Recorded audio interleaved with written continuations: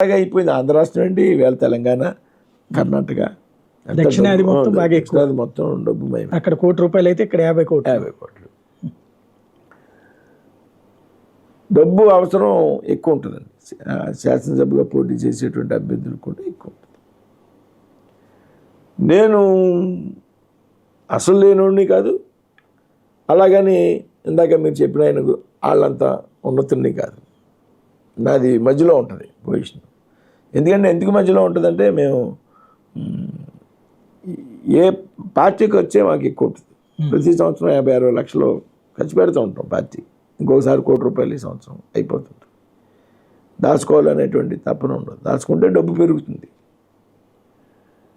ఈవేళ ఆర్థికంగా అంటే నేను కూడా ఎన్నికలకు సంబంధించినంత వరకు శాసనసభ్యులకి ఏ విధంగా సహకరించాలో, ఎంతవరకు సహకరించాలో, నేను ఏ విధంగా సమకూర్చుకున్న వాళ్ళని దాని మీద నాకు అవగాహన ఉంది. ఎందుకంటే రాజకీయాల్లో ఎప్పటి నుంచో ఉన్నాను నేను. ఈవేళ పోటీ చేయడం, పొత్తుల్లో పోటీ చేయడం కొత్త, కానీ 2009లో నేను ఎంపీగా కంటెస్ట్ చేశాను.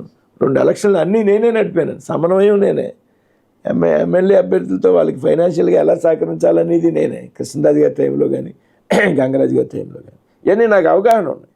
కాబట్టి శాసనసభ అభ్యర్థులు అందరినీ కలిసాను 2-3 సార్లు.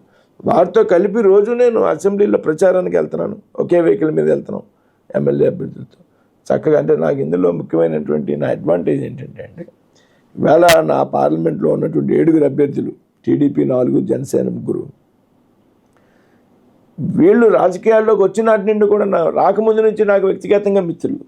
రాజకీయాల ద్వారా నాకు పరిచయాలు కాదు, రాజకీయ పరిచయాలు కాదు. ఎందుకంటే వాళ్ళు రాజకీయాల్లోకి వచ్చేటప్పటికే నేను రాజకీయాల్లో ఉన్నాను. రాజకీయాల్లో వీళ్ళందరికన్నా సీనియర్ అండి.